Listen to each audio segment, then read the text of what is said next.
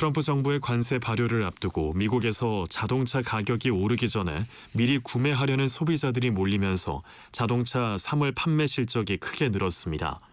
블룸버그 통신 등에 따르면 포드 자동차의 3월 판매량은 지난해 같은 달보다 19% 증가했고 도요타와 혼다도 3월 판매량이 각각 7.7%, 13%, 현대차와 기아도 3월 판매량이 13%가량 늘었다고 밝혔습니다.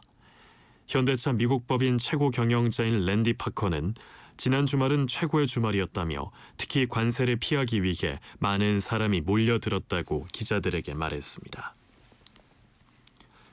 금융감독원이 MBK 파트너스와 홈플러스 측이 신용등급 하락 가능성을 당초 해명보다 더 먼저 알았을 정황을 파악했습니다. 함용일 금융감독원 자본시장 회계부문 부원장은 어제 기자간담회를 열고 그간 MBK와 홈플러스의 해명과 다른 정황이 발견되는 등 유의미한 진전이 있었다고 밝혔습니다.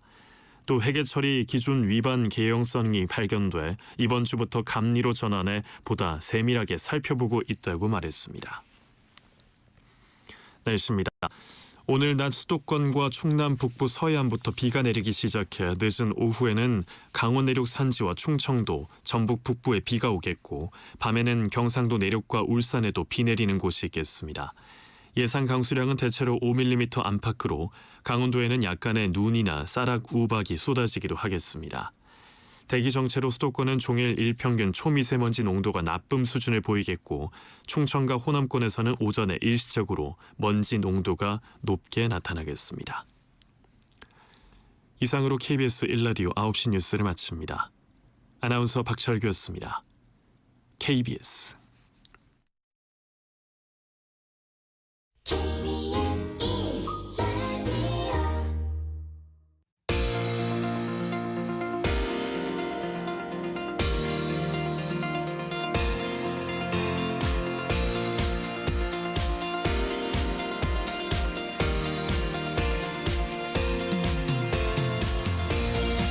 안녕하세요. 성공예감 이대호입니다.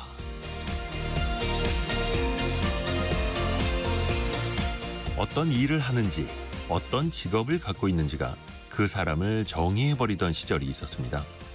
미국에서는 아예 직업으로 그 집안의 성씨를 정하기도 했죠. 제빵사 베이커, 대장장이 스미스, 재단사 테일러처럼 말이죠. 영화 친구의 대사, 너그 아버지 뭐하시노? 역시 직업을 가지고 가정을 판단하는 단편적인 모습이었고요. 하지만 이제는 3차, 4차 산업시대를 거치면서 직업의 종류가 더 많아지고 직업 선택의 자유도 높아졌습니다. 신분과 성별에 따른 차별도 또 평생 직장의 개념도 사라지고 있고요. 누구나 무엇이든 될 수 있는 세상. 이제는 무엇을 하느냐로 사람을 가둘 수 없는 시대입니다. 나 스스로도 내 꿈을 어떤 틀 속에 가둬둘 필요가 없다는 거죠. 성공예감 이대호입니다. 시작합니다.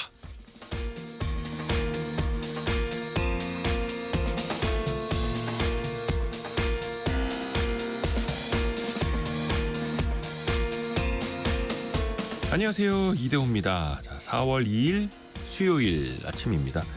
오프닝에서도 말씀드린 것처럼 직업과 관련해서 또 커리어 관련해서 잠시 후에 또 트렌드 팔로우 시간에 이야기를 더 깊이 이어가 봅니다.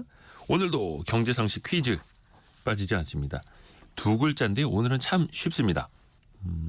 국토교통부 통계를 보면요. 올해 1, 2월 전국 주택 임대 신규 거래에서 이 계약의 방식이 처음으로 60%를 넘었습니다. 4년 전쯤에는 이것과 전세의 비율이 4대 6이었는데 이제는 이것과 전세의 비율이 6대 4가 됐다는 겁니다.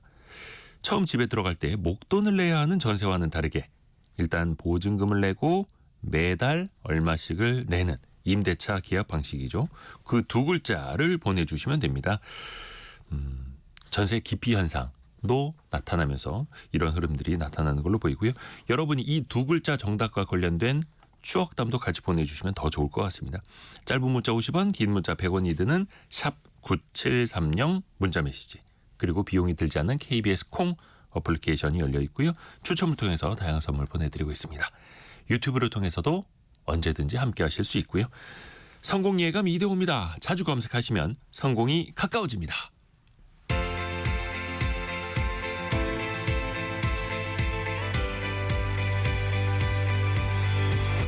KBS 1라디오 성공예감 이대호입니다. 오늘의 경제 뉴스 동아일보 백상경 기자, 한국경제신문 강영현 기자 함께합니다. 안녕하세요. 안녕하세요. 자, 우선 백상경 기자가 준비한 소식은요. 네, 최근에 토지거래 허가구역 해제 그리고 재지정 이거 계속 이어졌었는데요. 네. 이걸 전후로 지금 서울과 수도권 일부 지역의 집값이 상승을 했습니다. 그래서 정부가 관련해서 특별조사에 나섰다라는 내용 전해드리고요. 어제 속보로 한덕수 대통령 권한대행이 상법 개정안 거부권을 행사했다라는 네. 소식 전해드렸는데요. 정치권의 갑론을박이 굉장히 치열해졌다는 소식도 함께 전해드리겠습니다. 그리고 강영현 기자는요. 네, 2월 온라인 쇼핑 거래액이 역대 가장 낮은 증가율을 기록한 것으로 나타났습니다. 소비 심리도 극도로 위축된 것으로 나타났는데요. 이 소식 전해드리고요. 앞으로 도수치료를 받고 실손보험을 타기 어려워졌습니다. 5세대 실손보험 바뀌는 내용까지 전달해드리겠습니다. 네, 자, 우선은 백상경 기자가 준비한 소식. 정부가 부동산 특별조사에 나서요. 네, 국토부 그리고 서울시가 이 토지거래 허가구역으로 지정된 지역들에 대해서 실거주 의무 위반 여부를 살펴보는 조사를 진행하기로 했습니다. 또 기존에 제출했던 자금 조달 계획서 그리고 증빙 서류를 토대로 해서요. 자금 출처 같은 것도 따져서 법 위반이 의심되는 거래를 잡아낼 계획입니다. 이게 필요하면 국세청, 금융당국 등 관계기관에 통보를 하고 경찰에 수사도 의뢰한다는 방침입니다. 이게 사실 국토부와 서울시가 손잡고 사실상의 집값 잡기에 나섰다라고 볼 수도 있겠는데요. 네. 앞서서 이 토지거래 허가구역 해제 그리고 확대 재지정을 계속 이번에 반복을 하는 사이에 시장이 굉장히 과열되는 양상이 나타났기 때문입니다. 신한투자증권이 이 토어제 확대 재지정이 발표된 이 지난달 19일부터 시행 전날인 23일까지 이 5일간의 국토부 아파트 실거래가 시스템을 분석을 했습니다. 그래서 그 분석 결과를 보면요. 서울 강남구에서는 거래 10건 중에서 4건이 신고가를 갈아치웠고 또 서울 강남 3구와 용산구 전체로 보면 체결된 아파트 매매 계약 116건 중에서 35%에 해당하는 40건이 신고가로 계약이 됐습니다. 그러니까 기존의 그 고가를 깨는 새로운 고가로 더 가격이 올라가서 계약이 됐다라는 것들인데요. 가장 높은 가격에 거래가 됐던 압구정 아파트 2곳 같은 경우는 전용 면적 한 180여 제곱미터짜리가 각각 92억 원의 거래가 되기도 했습니다. 이건 완전 초대형 네. 평형이고요. 또 금감원에서 지역별로 그 대출도 주시하고 있다고요. 네, 이복현 금감원장도 최근 주택 가격과 거래량이 급등한 지역의 대출 수요가 지난달 하순부터 증가세를 보이고 있다라고 지적을 하면서요. 지역별 대출 신청 그리고 승인 취급 현황을 철저히 점검하라고 지시를 했습니다. 결국은 이렇게 급격한 가격 상승 그리고 거래량 증가가 본격적으로 가계 대출에 반영되기 시작했다라고 보기 때문인데요. 이게 사실 부동산 거래가 계약 이후에 잔금을 치르는 시점에서 대출이 실행이 됩니다. 그래서 계약이 급증한 다음 한 달, 적게는 한 달에서 2달, 길게는 대여섯 달까지 여파가 쭉 이어지면서 대출이 늘어나게 되는데요. 근데 지금 말씀드렸던 것처럼 지난 2월 이 서울 전체 주택 거래량이 늘었습니다. 전달보다 80%가 증가를 했고요. 특히나 부동산 가격이 높은 지역들에서 좀 신고가 거래들이 많이 나타나는 이런 현상들이 나타났는데요. 결국 이렇게 되다 보면 대출 규모가 상당할 수밖에 없습니다. 그래서 은행권에서는 서울시가 이 토어제 해제를 발표한 게 지금 2월 12일 예. 이렇게 보는데 그러면 이걸 고려하면 지금 한 3월 중하순부터는 대출 실행액에 이때 몰렸던 계약들이 본격적으로 이제 대출 실행들이 일어나기 시작할 것이다. 그래서 이게 대출량이 늘어날 것이다. 이렇게 보고 있습니다. 그래서 금감원도 지금 이들 지역에 좀 집중이 됐던 대출 수요 증가가 가계부채 건전성 악화로 이어질 수 있다고 우려를 하는 거고요. 그래서 금융사들이 좀 지역별로 위험을 정밀하게 관리를 하고 대출 심사 기준도 보수적으로 적용할 필요가 있다라는 입장입니다. 그럼 전반적인 가계부채 규모는 어떻습니까 지금? 네, 지금 금융권에 따르면 5대 은행을 놓고 보면 지난달 기준으로 지금 가계대출 잔액이 738조 5천억 원입니다. 전달보다 1조 8천억 원 정도가 증가한 숫자인데요. 같은 기간에 이 주택담보대출이 2조 3천억 원 가까이가 증가를 했습니다. 근데 이게 2월 증가폭보다는 1조가량 줄었지만은 이게 사실 이제 말씀드렸던 것처럼 문제가 4월부터입니다. 그러니까 지금 계약이 이루어졌던 것들이 본격 실행되는 4월부터 이게 본격화될 것이다라고 보고 있는 거고요. 특히나 이 4월 같은 경우는 통상 봄 이사철에 해당하는 이 대출이 몰리는 시기입니다. 그래서 전통적으로도 대출 수요가 많이 늘어나는 시기고요. 그래서 지금 당국의 어떤 뭐 눈치를 살핀다고 볼 수도 있겠지만, 네, 은행권에서 지금 신규 대출 승인이나 뭐 이런 것들을 굉장히 지역별, 뭐 달별로 좀 촘촘하게 관리를 하고 있는 상황입니다. 그리고 다주택자에 대한 뭐 가계대출 이런 것들도 쪼이고 있는 상황인데 앞으로 이것들이 충분히 어떻게 관리가 될 것인지는 좀 상황을 지켜봐야 될 것 같습니다. 자, 그리고 강영현 기자가 준비한 소식 들어볼게요. 온라인 시장은 계속해서 성장세가 가팔랐는데 이제 온라인 시장도 좀 둔화되나 보네요. 네, 통계청에 따르면은 지난 2월에 온라인 쇼핑 거래액이 약 21조 600억 원으로 지난해 같은 달보다 3.5% 늘어났습니다. 이게 네. 늘어는 났는데 이게 통계청이 관련 데이터를 집계하기 시작한 2018년 이래로 2월 기준으로 역대 가장 낮은 증가폭을 기록한 겁니다. 기억하시겠지만 이제 지난해 7월에 온라인 쇼핑몰 미정산 사태가 일어났었습니다. 그래서 그 이후에 매월 역대 최저 기록을 경신하다시피 하고 있는 건데 그래서 정부에서는 이제 기저효과가 사라질 올해 7월 이후 추이를 지켜봐야 할 것이다라고 설명을 하고 있습니다. 네. 상품군별로 보면 이 쿠폰 서비스에서 이제 감소폭이 컸고요. 농축수산물 그리고 음식료품 같은 경우에는 설 연휴 기저효과로 인해서 크게 줄었습니다. 지난해에는 2월에 설이었고 올해는 1월에 설이어서요. 그래도 이제 삼성 갤럭시 S25 시리즈나 이제 아이폰 16, 2등 이제 스마트폰 신제품이 출시가 되면서 이 통신기기 등에서는 증가세가 이어졌습니다. 한편 이제 온라인 쇼핑 중에서도 그동안 모바일 쇼핑이 굉장히 많이 늘어났잖아요. 네. 이런 추세는 이어졌는데요. 모바일 쇼핑 거래액이 16조 1,308억 원으로 1년 전이랑 비교했을 때 4%가량 증가했고요. 그 온라인 쇼핑 거래액 중에서 모바일 쇼핑이 차지하는 비중은 76.6%에 달했습니다. 그러니까 온라인뿐만 아니라 근데 지금 전반적인 소비 심리가 너무 많이 위축됐잖아요. 전반적으로는 어떻습니까? 맞습니다. 이것도 통계청 발표인데요. 지난 2월에 준내구재 소매 판매액 지수가 한 달 전보다 2% 정도 감소를 했습니다. 비내구재의 소매 판매액 지수 또한 2.5% 줄었는데요. 같은 기간 이제 소매 판매액 총 지수가 1.5% 증가한 것과는 대조적이었습니다. 준내구재에는 이제 뭐가 들어가냐면 의류, 신발, 소형 가전 같은 것이 들어가고요. 비내구재에는 음식료품, 수도, 휘발유 같은 이런 재화가 드러납니다. 그래서 준내구재, 비내구재 소비는 지난해 12월에 반짝 상승을 했었는데 올해 들어서 계속 감소세를 보이고 있습니다. 내수 경기 부진 또 탄핵 사태 등으로 인해서 가계가 작은 소비들까지 줄인 것으로 분석이 됩니다. 준내구재 중에서는 의복이 2% 그리고 신발 그리고 가방이 9%가 줄었는데요. 2월 내내 평년보다 눈이 오고 그리고 춥고 이런 날씨가 이어지는 까닭에 이제 겨울옷도 그리고 봄옷도 덜 산 것으로 분석이 되고 있습니다. 또 오락, 취미, 경기용품 소비도 6.5% 감소한 것으로 나타났습니다. 비내구재 부분을 보면은 음식료 소비가 6% 정도 줄었는데요. 이게 지난해 10월부터 5개월 연속 감소세를 이어가고 있습니다. 의약품 그리고 화장품, 차량 연료도 이제 소비가 줄었고요. 서비스업 소비도 줄었는데요. 2월에 숙박 그리고 음식업 생산이 3.0% 감소했고 또 예술, 스포츠 및 여가 관련 서비스업, 정보통신업, 운수 및 창고업 생산도 전월 대비 감소를 했습니다. 그러니까 소비 심리가 극도로 위축이 되면서 그렇죠. 옷, 신발 그리고 음식료품에 돈을 아끼고 뭐 외식이나 나들이까지 줄이고 있다는 게 지표로 확인이 된 셈이라고 볼 수 있겠습니다. 그리고 조금 전에 통계청에서 3월 소비자 물가를 발표했는데 1년 전보다 2.1% 오르면서 석 달째 2%대를 유지했습니다. 2월에는 2%였는데 소폭 상승을 했습니다. 2.1%의 물가 상승률. 그런데 올해 경제 성장률은 1%대 초반 혹은 중반 이렇게도 예상이 되고. 그러니까 삶이 팍팍하다라는 게 이 데이터로도 확연히 나타나네요. 그러니까 경기 안 좋을 때 옷 안 사고 네. 취미생활 줄이고 외식 돈 안 드는 하시고. 거 말고 그냥 맨몸으로 달리기나 하자 이렇게 되고 외식 줄이고 배달도 줄이고 그러다 보니까 자영업 경기도 또 안 좋아지고 아마 데이터뿐만 아니라 이걸 또 온몸으로도 많이 느끼실 것 같습니다. 자, 백상경 기자가 준비한 소식도 들어볼게요.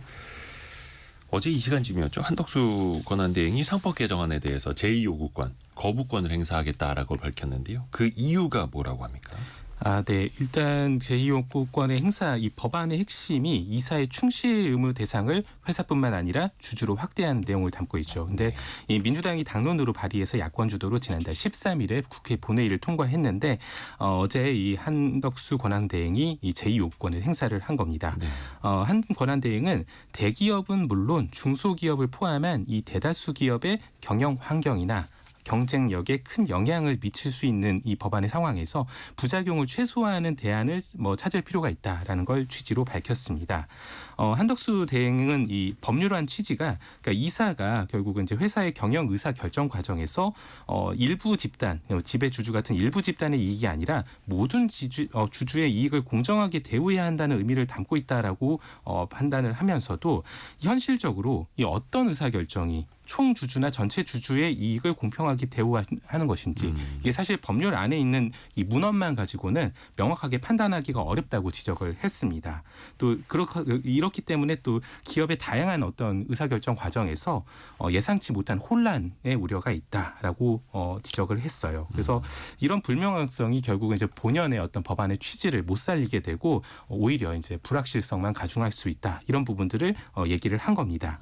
이어진 브리핑에서 정부도 이 그간 대안으로 내놨었던 자본시장법 개정에 힘을 실었습니다.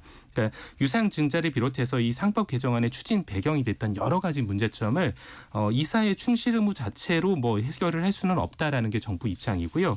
대신에 어떤 상장 기업의 합병이나 분할 이런 좀 일반 주주의 실질적으로 이익을 침해할 가능성이 큰 이 자본 거래에 대해서 주주 보호를 위한 더 구체적이고 실효성이 있는 해법을 추구하는 것이 타당하다라고 강조를 했습니다. 경제계에서는 일단 이번 그 거부권 행사에 대해서 안도의 입장을 밝혔고요.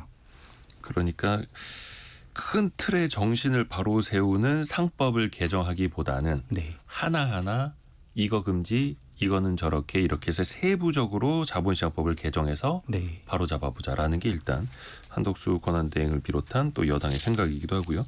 반응이 좀 엇갈리죠. 네, 야당에서 굉장히 강하게 반발이 나왔습니다. 시장을 혼란스럽게 만드는 선택이라고 비판을 했고요. 민주당에서는 특히나 이 국내 개미뿐만 아니라 해외 유수 기관도 상법 개정안의 시행을 강조를 했었는데 한덕수 대행이 직무에 복귀하자마자 지금 혼란스럽게 만드는 선택을 했다라고 비판을 했습니다. 어제 이 민주당을 포함해서 조국혁신당, 사회민주당 등 야3당이 또 공동 입장문도 냈는데요. 재벌 그리고 대기업의 기득권을 보호하기 위해서 소액 주주와 국민의 권리를 무참히 짓밟았다라고 비판을 했습니다. 네, 정의정 한국주식투자자연합회 대표도 이 지난달 20일에 있었던 이 한화 에어로스페이스 유상증자를 실제로 얘기를 꺼내면서 이 한화 에어로의 유증이 상법 개정이 반드시 돼야 하는 분명한 증거인데 이번에 이런 결론이 나왔다라고 비판을 했고요. 반면에 여당에서는요. 이 자본시장법 개정안에 힘을 실었습니다. 권성동 국민의힘 원내대표도 입장을 밝혔는데요. 자본시장법을 통해서 이 상장 기업만 우선적으로 규율을 하고 그다음에 이 해당 규정에 문제점이 있는지를 한번 살펴본 다음에 그다음 단계로 넘어가도 되지 않겠느냐라는 입장을 내놨습니다. 또 이 어떤 소액 주주 보호를 안 하거나 대주주의 방만한 경영을 봐주려는 취지가 아니라 상장되지 않은 중소 중견 기업에까지 어떤 혼란에 가중될 수 있는 그런 피해가 우려가 되는 부분이 있기 때문에 이런 조치로 가는 것들이 맞다라는 입장도 함께 밝혔고요. 또 사실 이번에 이 이복형 금감원장이 네. 직을 걸고 상법 개정안을 지키겠다라고 했었는데요. 결국은 이제 정부에서 거부권 행사를 했기 때문에 금융위원장에게 사의를 표명을 했다라고 했는데 이제 그 반려가 됐다라고 입장을 밝혔습니다. 그래서 오늘 한 라디오 인터뷰에서 이 내용을 이야기를 했고요. 일단 임기가 오늘로 지금 오는 6월인데 2달 정도 남아 있습니다. 그래서 2달 정도는 임기를 계속 유지를 할 수 있을 것 같고요. 또 윤 대통령이 있었으면은 이 상법 개정안에 대해서 거부권을 행사하지 않았을 것이다라는 얘기도 꺼냈는데, 네, 요거는 네 if이기 때문에 네. 일단은 이복현 금감원장은 직을 걸고 상법을 좀 시행이 되도록 하겠다라는 취지로 이야기를 했었는데 그게 안 되니까 사의를 표명했다라고 하고 윤석열 대통령의 공약이었고 네. 한동훈 전 법무부 장관 그리고 국민의힘 전 대표 국회가 동의했던 건데 결국엔 상법 개정안을 또 대통령 권한대행이 거부했다. 그러니까 정부 내에서도 또 치열한 토론이 있었고 의견도 또 그 안에서도 엇갈렸다라는 또 그렇게 이해해 볼 수도 있겠습니다. 강영현 기자에게 갑니다. 실손보험 개편 방안 발표됐습니다. 이거 많은 분들한테 영향을 미칠 내용이거든요. 어떻게 네. 달라지는 겁니까? 5세대 실손보험 이제 구체적인 내용을 발표한 건데요. 구체적으로 보면 이제 먼저 중증 보장 범위를 넓혔습니다. 그러니까 급여 의료비 그리고 중증 환자 중심으로 보상 체계를 강화하는 것이 특징인데요. 비급여에서 새는 보험금을 막고 꼭 필요한 중증 환자를 중심으로 해서 보험금을 지급하겠다 이렇게 정비한다는 의미입니다. 우선 급여를 봤을 때 입원이랑 외래를 구분을 해서요. 실손보험의 자기 부담률을 차등화하기로 했습니다. 그러니까 입원은 지원을 강화하고 통화는 최소화하는 게 골자인데 입원 같은 경우에는 증증으로 간주를 하고 자기 부담률을 일괄 20%로 적용해서 보장을 강화하기로 했습니다. 주목할 점은 비급여에서 중증 그리고 비중증으로 특약 부문을 나눠서 소비자에게 보장 범위를 선택할 수 있도록 한 건데요. 네. 중증 같은 경우에는 대부분 상급 종합병원을 찾는 중증 환자의 것으로 판단을 하고 연간 자기부담 한도를 500만 원 구간을 신설을 했습니다. 이렇게 되면 이제 가짜 환자 우려가 나올 텐데 정부에서는 도덕적 해이는 크지 않을 것으로 내다봤습니다. 왜냐하면 이제 가짜 환자를 포착한 병원 측에서 다른 요양병원을 알아봐 줄 테니까 나가라고 할 것이다. 이런 식으로 해서 보험 사기 우려는 크지 않을 것이란 설명입니다.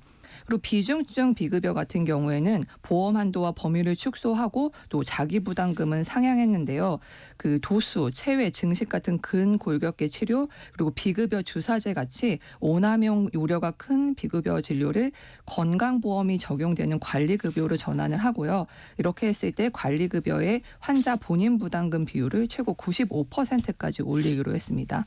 금융당국에 따르면 이제 4세대 보험의 보상 한도가 연 5천만 원인데 네. 이제 특약 2 비중증 비급여 같은 경우에는 1,000만 원으로 5분의 1로 떨어지게 됩니다. 그래서 4세대 보상 체계에서는 입원 한도를 두지 않았었지만 또 5세대에서는 병의원 입원 회당 300만 원으로 제한을 두기로 했습니다. 제한이 많아지고 또 자기 부담률이 차등화되고 아예 보험금을 받을 수 없는 비급여 범위도 더 넓어진다고요? 네, 4세대 보험에서는 미용이랑 성형만 해당을 했었는데 네.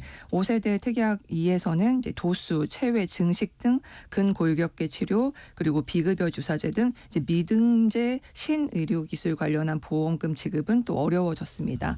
그리고 현행 4세대 실손보험 체계에서 운영하고 있는 비급여 할증 할인 제도는 5세대에서도 동일하게 적용을 하고요. 또 비중증 비급여에만 할인 할증 제도를 적용하고 또 과다하게 이용할 수 있는 가능성 그리고 보험 부담의 형평성을 위해서 이런 할인 할증 제도를 적용하기로 했습니다.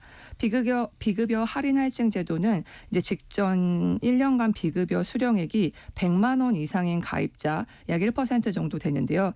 이분들의 보험료는 할증하는 제도인데 이게 100에서 300% 정도까지 할증이 되거든요. 그래서 이렇게 늘어난 할증액을 비급여 수령 보험액이 0원인 가입자 이분들이 한 60%를 차지한다고 해요. 네. 이분들의 보험료를 깎아주는 효과를 낼 수 있을 것으로 보입니다. 그래서 정부는 보편적 의료비 그리고 중증 치료 중심으로 적정 보상을 하는 것이 개편의 핵심이라고 강조를 했습니다. 그래서 이렇게 개편을 통해서 국민 부담을 완화하고 또 공정성은 높이겠다고 강조를 했습니다. 이게 사실 4세대 보험 나왔을 때도 나왔던 말인데 3세대도 그렇고 2세대도 그렇고 이제 5세대 실손보험까지 나왔다라는 건 기존의 개편 방안이 제대로 작동되지 않았다. 한계가 있을 수밖에 없었다라는 뜻이 될 수도 있겠고요. 실손보험인데 가입자도 보험사도 서로 손해 보지 않으려고 물고 물리는 그런 싸움이 또 이어지고 있습니다. 동아일보의 백상경 기자, 한국경제신문 강영현 기자 함께했습니다. 고맙습니다. 감사합니다. 감사합니다.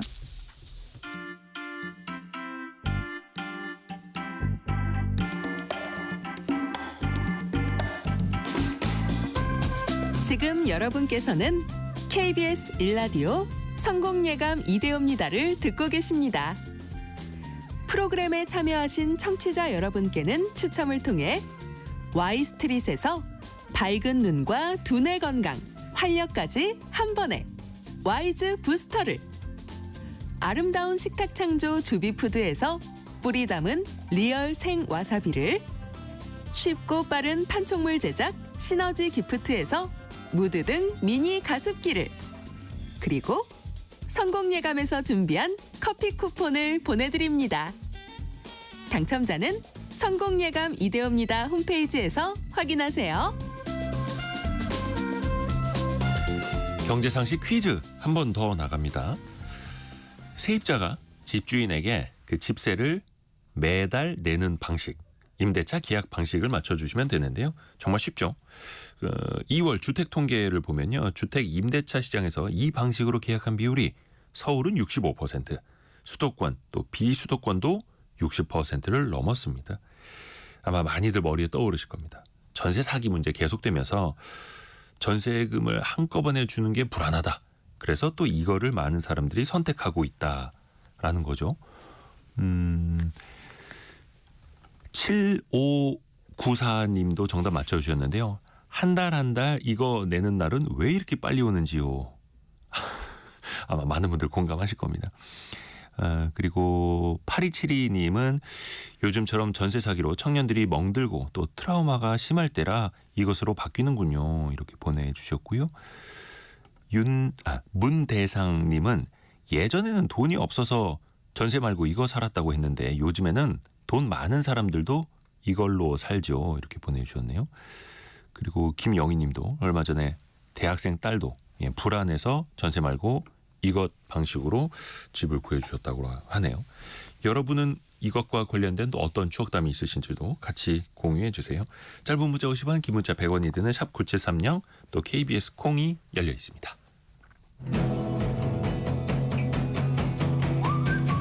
오늘의 움직임에 주목하고 세상의 흐름을 놓치지 않습니다. 여러분의 내일을 응원하며 성공의 열쇠를 함께 찾아갑니다. 성공예감 이대호입니다. KBS 박대기 기자의 시선으로 경제의 과거와 현재 또 미래까지 살펴보는 경제대기록 시간입니다. 박대기 기자님 안녕하세요. 네, 안녕하십니까? 오늘은 스마트폰 이야기, 그것도 네.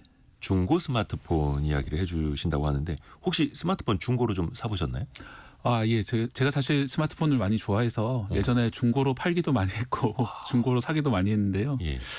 이게 좀 그럴 때마다 좀 아쉬움이 많이 있었어요. 일단 많이들 불안해하시는 게 우리나라에서 왜 중고 스마트폰이 잘 정착이 안 됐냐 하면은 너무 많은 개인정보가 들어가 있습니다. 사진, 메시지, 그렇죠. 인증서 이거 다 옮겨도 될 것인지 걱정이 많이 되고요. 그런 문제들 저도 문제점을 많이 느꼈기 때문에 오늘 좀 할 얘기가 있습니다. 근데 사실 우리나라가 중고거래 되게 활발한 걸로 알고 있는데 네. 다른 중고거래, 뭐 중고차라든지 가전제품 등에 비해서 상대적으로 중고 스마트폰 시장의 성장은 좀 더디다고요. 네, 그렇습니다. 일단 기술 발달 속도가 그동안은 스마트폰이 무척 빨랐습니다. 그래서 2년마다 정말 새로운 기술들이 많이 나와서 예전 생각해 보시면은 셀프 카메라 기능 처음 들어왔을 때도 깜짝 놀랐고 또 여러 개의 렌즈라든지 맥세이프, 지문 인식, 안면 인식 기술 들어올 때마다 떠들썩하게 며칠 동안 보도도 이어지고 그리고 실제로도 사람들한테 유용한 기능들이 계속 들어왔었거든요. 네, 그럴 때는 2년 전 스마트폰은 좀 구시대의 유물처럼 느껴지고 아무래도 안 되는 기능도 많고 그래서 이제 좀 많이 꺼렸던 그런 점이 있고요. 또 한 가지는 예전에 국내 통신사들이 보조금을 막대하게 많이 풀었습니다. 그래서 공짜폰이라고 많이 기억하시죠. 그쵸. 그래서 거의 공짜나 아니면은 뭐 1-20만 원 정도만 내면은 새 폰을 살 수 있었기 때문에 구태여 중고폰을 안 사는 그런 경우들이 많이 있었죠. 저도 이제 인터넷이나 성지라고 알려진 싸게 파는데. 네, 싸게 파는 곳 보통 그런 데는 간판이 없습니다. 예. 그래서 이제 몰래 파는 것처럼 해가지고 가면은 또 가격을 물어보면 안 되는 정책들이 있어요. 왜냐하면 신고를 당할까봐. 그래서 계산기에다 두드려서 숫자로 보여주고. 네, 숫자로 보여주고 암호처럼 손가락 신호로 이렇게 하면 오케이 하고 이렇게 사가는 그런데도 취재차 가본 적이 있는데요. 사진 않았습니다. 그런 것들을 보면서 아무래도 그런 새 폰 사는 문화들이 활발했기 때문에 중고폰 거래가 국내에서는 상당히 좀 뒤떨어진 편이었습니다. 그때는 진짜 새 폰 나오면 기기 바꾸고 2년마다 약정 다 되면은 기기 바꾸고 이게 참 많았었는데 요즘엔 또 그게 좀 뜸해지는 것 같고요. 근데 요즘에 다시 중고폰을 찾는 사람들이 많아졌다고요. 네, 그거 역시 그렇습니다. 경기 때문일까요? 경기도 너무 안 좋고요. 특히 뭐 최근에 자영업 경기라든지 이런 건 정말 말할 수 없이 안 좋은 상황이고 또 스마트폰 가격이 너무 올랐습니다. 뭐 이제 200만 원 넘는 스마트폰도 흔한 시대가 돼가지고요. 뭐 아이폰 프로 맥스라든지 190만 원부터 시작을 하거든요. 또 삼성전자 Z 폴드 6 같은 경우에는 제일 싼 모델이 220만 원인데 네. 이게 사람들이 폴더블이 싫어서 안 쓰는 게 아니라 너무 비싸서 안 씁니다. 비싸서. 네. 폴더블에 제가 있는 게 아니라 가격에 제가 있습니다. 220만 원에 제가 있고요. 그래서 뭐 이런 식으로 스마트폰 가격이 TV라든지 냉장고, 세탁기보다 훨씬 더 비싸지니까 네. 너무 이제 가격 부담이 심해진 겁니다. 이게 또 한 가지 측면이고 또 다른 측면은 이제 상향 평준화가 다 됐습니다. 대략 한 4년 전부터 더 이상 새로운 기능은 잘 안 들어가는 것 같아요. 그죠. 뭐 카메라 화소수도 비슷비슷하고. 그렇죠? 네, 저도 이제 억지로 새 폰 나왔다고 기사를 쓸 때가 있는데 네. 과연 뭐가 달라졌나? 뭐 더 성능상으로 이제 CPU, AP 성능이 올라갔다라고 하는데 그게 체감은 절대로 안 되거든요. 그렇죠. 예, 그렇게 되면은 이제 가격은 과거보다 뭐 100만 원씩 더 주고 사야 되는데 성능은 4년 전하고 별 차이가 없네. 그러면 구태여 새 폰이 살 필요가 있느냐 이런 생각이 드는 것이죠. 그죠. 뭐 괜히 그냥 카메라 위치만 이쪽으로 갔다 저쪽으로 갔다 네. 디자인이 바뀌고 있고. 카메라를 이제 가로로 배치할 것이냐 세로로 배치할 것이냐 뭐 그런 정도 차이고. 또 얼마 전에 삼성전자가 그 중고 스마트폰 판매 사업 시작한다고 밝혔더라고요. 네. 근데 이런 중고 스마트폰 사업이 오히려 우리나라가 좀 늦은 편이라고요. 네, 그렇습니다. 특히 뭐 일본이라든지 미국에서는 리퍼비시라고 하죠. 예, 물론 스마트폰뿐만 아니라 다른 품목들도 이런 이제 새것 같은 중고 또 인증 중고된 제품들 유통되는 문화가 많이 있거든요. 네. 그래서 특히 이제 그 대형 전자매장 이런 데 가보면은 리퍼비시 제품들을 판매를 하고 있고 이 리퍼비시 제품이 좋은 점이 어느 정도까지 보증을 해줍니다. 6개월이라든지 이 정도 보증을 해주기 때문에 샀다가 이제 초기에 문제가 생기면 반품을 할 수도 있고 뭐 그런 장점이 있고 새 것보다 가격이 20-30% 정도 싸기 때문에 상당히 많이 이용하시죠. 하지만 이제 국내에서는 우리나라 제 생각에는 제조업 국가라서 그런 것 같은데요. 네. 뭐 새것 팔기에 급급했기 때문에 그동안 제조사들이 구태여 이제 리퍼비시를 팔면은 새것 판매 간섭 효과가 생길 수도 있고 아까 말씀드린 것처럼 유통 구조상 특히 이제 통신사들이 들어가면서 새 폰을 보조금을 주고 유치를 해서 2년 동안 딴 데 못 가게 묶어두는 이런 식으로 그렇죠, 영업을 그렇죠. 하다 보니까 예. 국내에서는 이제 새것 위주로 유통이 됐던 것 같습니다. 그래서 단말기 유통을 거의 다 통신사들이 꽉 잡고 있었고요. 네.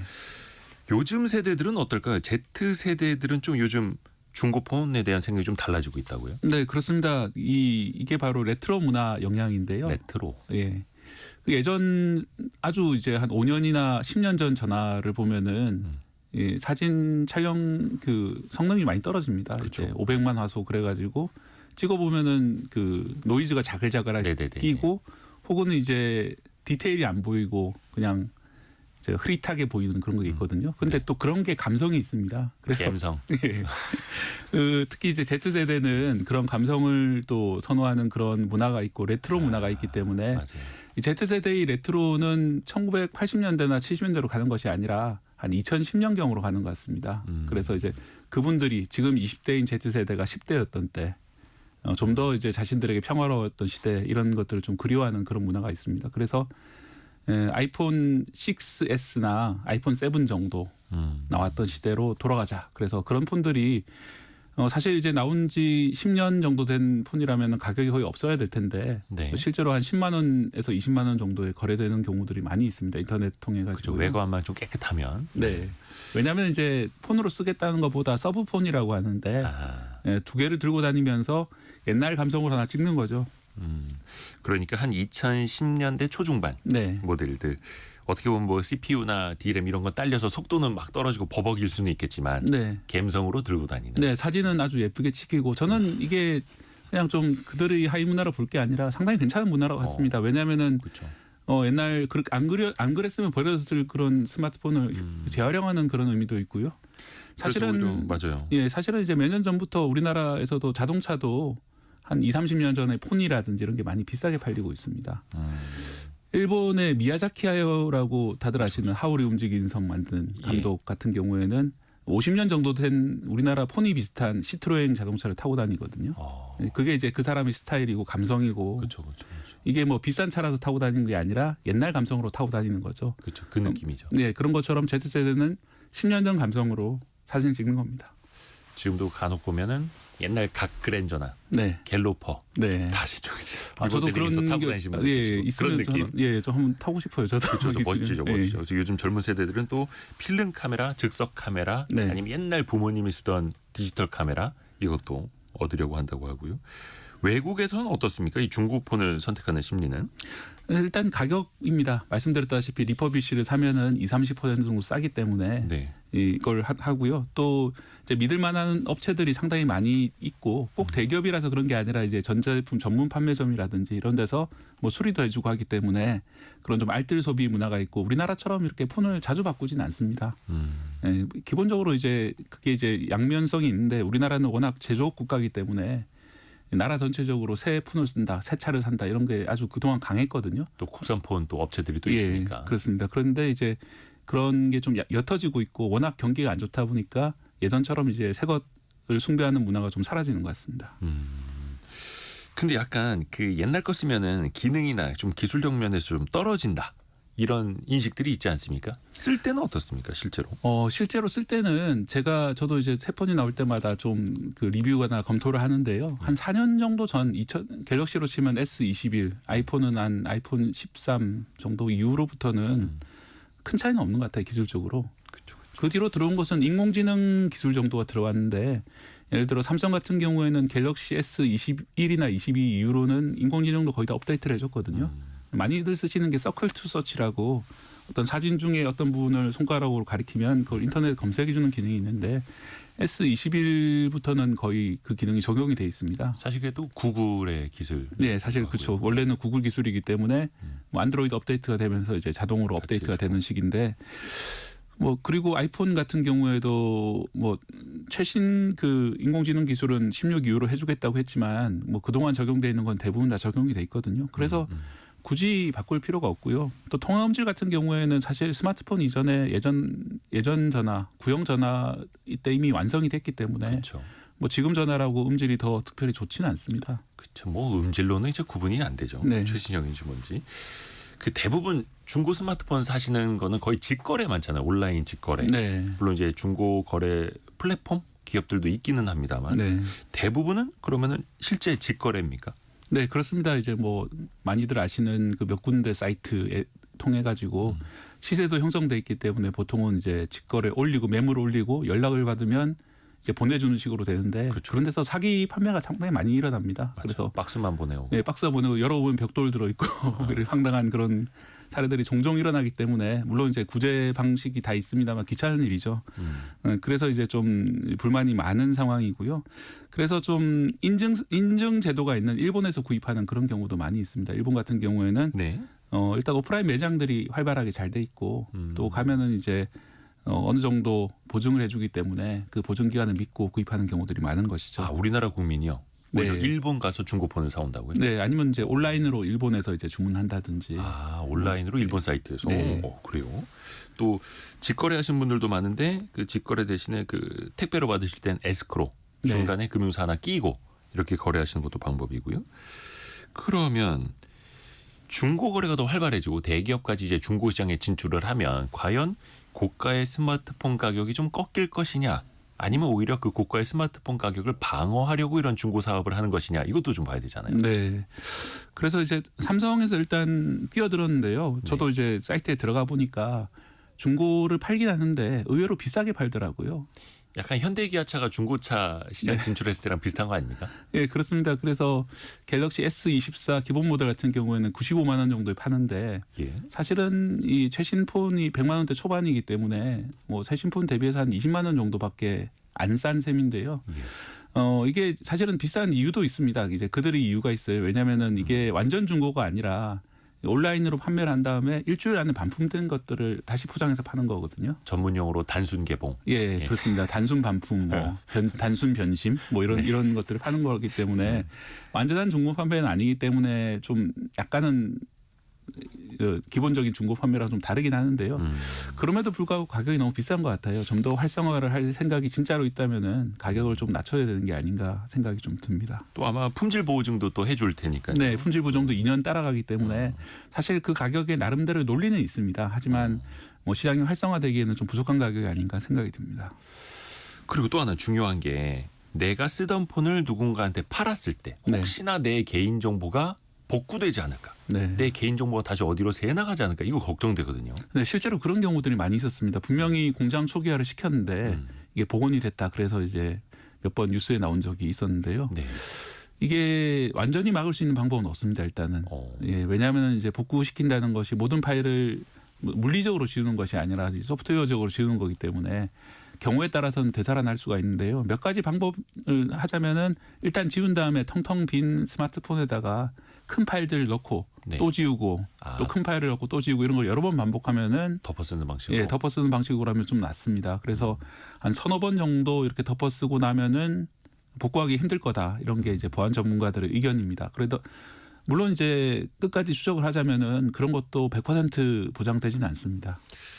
그러게요. 신경 쓸 게 조금 있기는 합니다. 이 중고차 시장처럼 중고폰도 좀 시장에 잘 정착을 해야 되잖아요. 네. 어떤 제도가 더 필요할까요? 일단 정부에서 이제 인증 중고폰 판매 사업자 인증 제도를 도입할까 말까 했었는데 아직 네. 도입이 안 되고 있는 상황이거든요.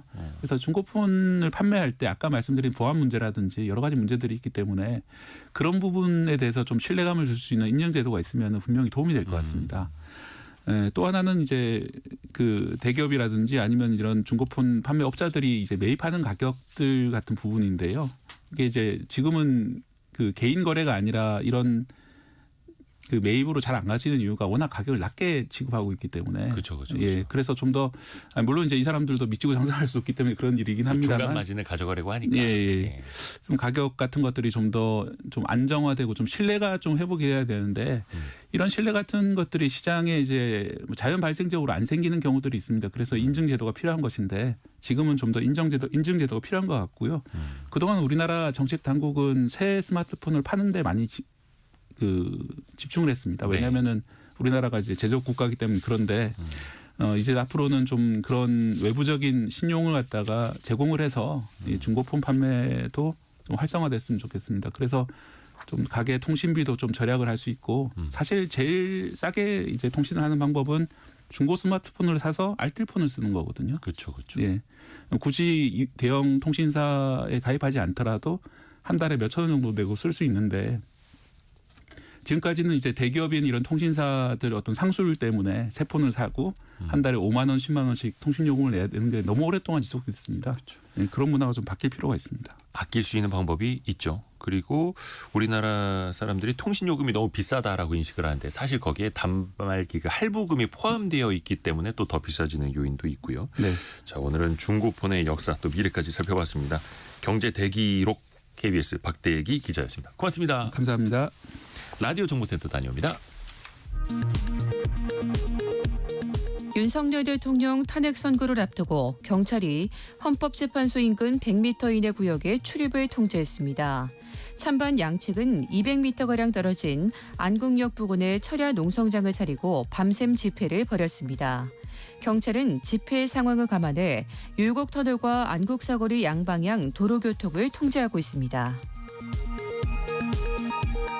서울 구로구청장과 부산광역시 교육감 등을 선출하는 4.2 재보궐선거가 오늘 오전 6시부터 오후 8시까지 전국 23곳에서 실시됩니다. 중앙선거관리위원회는 주민등록지를 기준으로 지정된 투표소에서만 투표할 수 있다며 본인 확인을 위한 신분증을 반드시 가지고 가야 한다고 당부했습니다. 지난달 소비자 물가가 지난해 같은 달보다 2.1% 상승했다고 통계청이 밝혔습니다. 2% 상승했던 지난 2월보다 상승폭은 확대됐지만 올해 들어 지속적으로 2%대를 유지하고 있습니다. 트럼프 미국 대통령이 우리 시각으로 내일 새벽 5시 전 세계를 대상으로 한 상호 관세를 발표합니다. 관세는 발효 즉시 발효됩니다. 현지 언론은 전 세계를 상대로 20% 단일 세율이 검토되고 있다고 전했습니다. 백악관은 긍정도 부정도 하지 않았습니다. 지금까지 라디오 정보센터 뉴스 정한나였습니다. 우리나라 소비시장의 변화를 살펴보는 시간 트렌드 팔로우입니다. 오늘은 2030 세대의 일, 커리어 관리에 대해서 한번 살펴볼 텐데요. 서울대 소비자학과 한다희 박사와 함께합니다. 안녕하세요. 안녕하세요. 젊은 층은 요즘 일이란 무엇이다 어떻게 답할까요? 저희가 2030 세대 여성을 대상으로 인터뷰를 진행하면서 네. 깜짝 놀랐던 말 중에 하나가 저는 평생 일하고 싶어요라는 이 말이었습니다. 그냥 빨리 파이어 하고 싶어요. 빨리 은퇴하고 싶어요. 이게 아니라요? 네, 평생 일하고 싶다라고 해서 좀 의아하기도 했는데 네. 그 말 속을 이제 의미를 살펴보니까 일이 이제는 정체성이 되고 있다라는 것이 굉장히 강하게 담겨져 있는데요. 실제로 저희가 설문조사를 실시했는데 2030 여성의 90%가 나의 일을 갖는 것이 내 부모님의 세대보다 더 중요해졌다라고 응답을 했고요. 또 77%는 생존을 위한 일이 아니라면 평생 일하는 것도 자기는 괜찮다라고 답하기도 했습니다. 그래서 이제 이들에게 일이란 생계를 넘어서 자기 자신을 표현하고 브랜딩하는 수단이 되고 있다라고 이해할 수 있겠습니다. 생계가 아니라 자아실현 수단으로. 네네네. 더 좋아지는 거죠. 네. 그러면 자신의 일을 뭔가 좀 브랜드로 만들어 나가야 되는 거잖아요. 그렇죠. 요즘 이제 나의 일을 외부에 알리고 정체성을 드러내는 활동이라고 이 커리어 브랜딩이란 말을 굉장히 많이 쓰는데요. 커리어 브랜딩. 네. 근데 이제 이런 말은 이제 선택이 아닌 필수로 자리를 잡고 있습니다. 2024년 9월에 잡코리아에서 조사를 했어요. 네. 근데 직장인의 95%가 커리어 브랜딩이 필요하다라고 응답을 했고요. 특히 20대의 경우에는 98%가 그 필요성을 굉장히 많이 느끼는 것을 또 확인할 수 있었습니다. 그래서 커리어 브랜딩을 하기 위해서 굉장히 다양한 뭐 노션이라든지 블로그, 인스타그램, 링크드인 이런 다양한 SNS를 통해서 포트폴리오를 마련하는 그런 모습들을 볼 수 있었습니다. 그러니까 나 이런 거 하는 사람이에요. 나 이런 쪽에 전문성이 있어요. 이렇게 그쵸. 나를 알리는 거네요. 네, 맞습니다. 사실 이런 경향성은 이 개인의 성과를 중시하는 미국의 직장 문화가 한국에 전파된 결과라고 볼 수도 있겠는데요. 네. 이제는 일 잘하는 사람만큼 내가 하는 일을 잘 알리는 사람, 요것도 굉장히 중요한 또 면모로 자리 잡고 있습니다. 그렇죠. 그래서 진짜 그 분야에서 일 잘하는 사람, 많이 아는 사람은 여기저기 또 강연 다니기도 하고. 그렇죠. 실제 한 분야의 전문가가 이렇게 방송 출연을 한다희 박사님처럼 하는 거고요. 감사하게도 네 하게 됐습니다. 또 하나 회사 내에서 상사나 동료들한테 어떤 피드백을 받을 거 아니에요. 특히 일에 대해서도 네. 그 피드백에 대한 평가도 달라지고 있다고요. 네, 이거 굉장히 재밌는데요. 제가 질문 하나 드리고 싶어요. 네네네. 만약에 회사에서 상사가 예. 피드백을 준다고 할 때 두 말 중에 어떤 말을 듣고 싶은지 생각해 보시면 좋을 것 예. 같습니다. 1번은 대호 씨 정말 잘한다. 이렇게 상사가 얘기를 하고 2번은 대호 씨 정말 잘하고 있어. 약간은 다르네요. 네, 느낌이 똑같은 조금 것 다르죠? 같은데. 네. 잘한다, 능력. 네. 잘하고 있어, 노력. 네. 사실은 노력에 대해서 칭찬을 받아야 좋은 거 아닌가요? 그렇죠.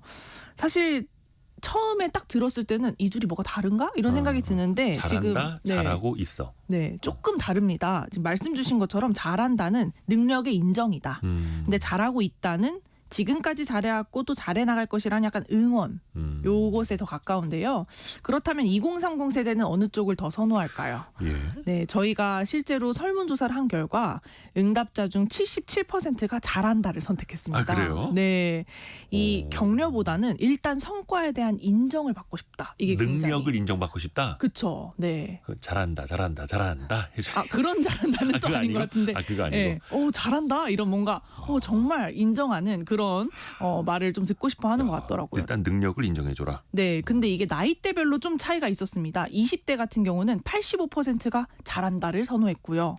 근데 30대 중반 이후부터 본인이 관리자의 자리에 올라가면서부터는 잘하고 있어라는 그래요? 말이 굉장히 선호도가 높아지는 걸 확인할 수 있습니다. 우리 지금 청취자분들도 최경민님 정말 잘하고 있어 이쪽 선택하셨고 네. 허종득님도 마찬가지고 거의 2번 선택하신 분들 많은 거 보니까 20대가 여기는 없네요. KBS 콩.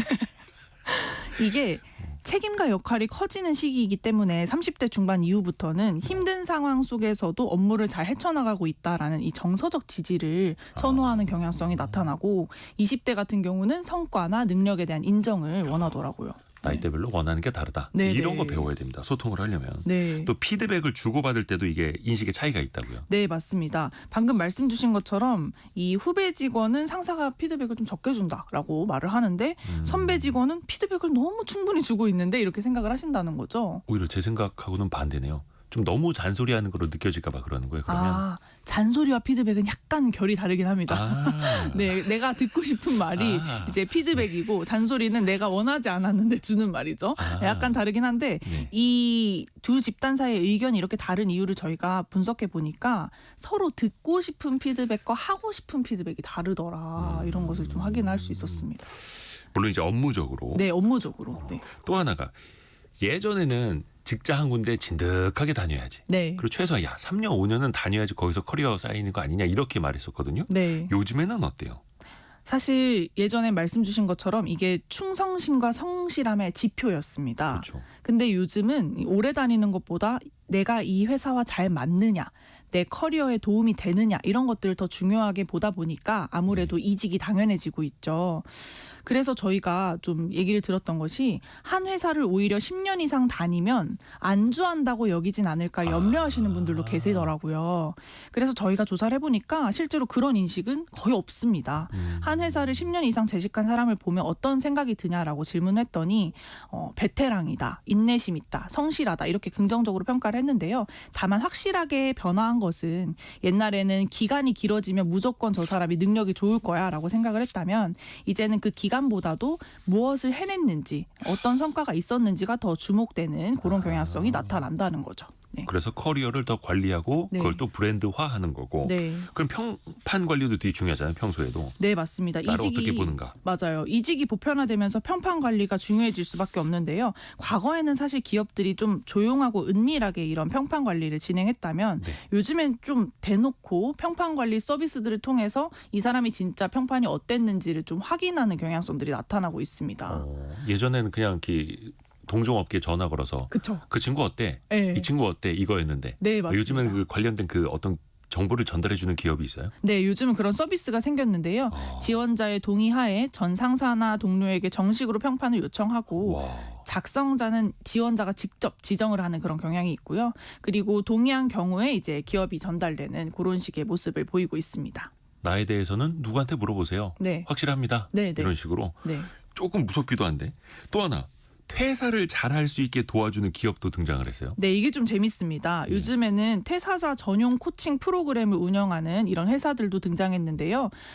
한 HR 스타트업 같은 경우는 퇴사자에게 퇴직금 신청이나 자녀 연차를 확인하는 것, 뭐 체크리스트 이런 것들을 제공해서 퇴사자가 편하게 퇴사할 수 있도록 도와주는 서비스를 보이고 기업에게는 이 퇴사 진행률을 한눈에 볼 수 있는 시스템을 제공해서 남아있는 분들이 너무 업무가 과중되지 않도록 이렇게 도와주는 그런 퇴사 도움 프로그램도 나타나고 있습니다. 그래서 이제는 잘 보내주는 것도 하나의 조직 문화에서 굉장히 중요한 관리 방식이 되고 있다라고 볼 수 있겠습니다. 저는 얼마 전에 그 일본에서 네.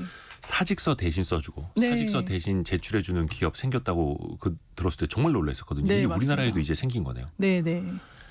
앞으로 2030 세대 일 또 어떻게 변화될지 이것도 좀 살펴주세요. 네, 이제는 사실 커리어도 다중 전략의 시대인 것 같습니다. 예. 회사 일만으로는 조금 불안하고 또 사이드 잡이나 콘텐츠, 자격증 이런 것들을 통해서 커리어를 계속 발전시키려는 사람들이 너무나도 많아졌습니다.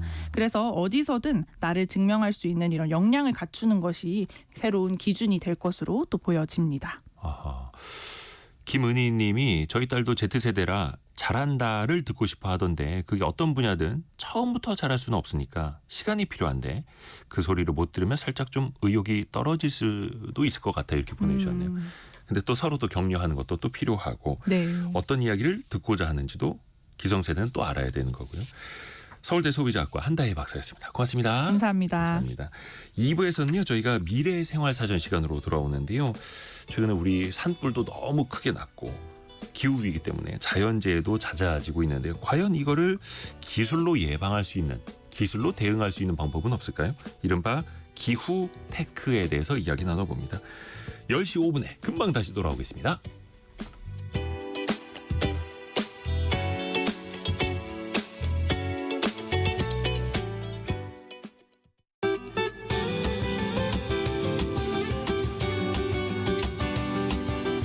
KBS 장애인식 개선 캠페인 사단법인 한국자폐인사랑협회 회장을 맡고 있는 김용직 변호사입니다. 4월 2일은 세계 자폐인의 날로 2007년 유엔 총회에서 자폐성 장애에 대한 인식 개선과 권리 보호를 위해 지정한 기념일입니다. 올해 우리나라에서는 제18회 세계 자폐인의 날 기념식과 페스티벌, 오티즘 미술 작가들의 전시회가 열립니다. 자폐성 장애 당사자들은 우리 사회의 중요한 구성원이기도 합니다. 문화예술, 과학, 기술 등 다양한 분야에서 기여를 할 수 있도록 응원해 주시기 바랍니다. 사랑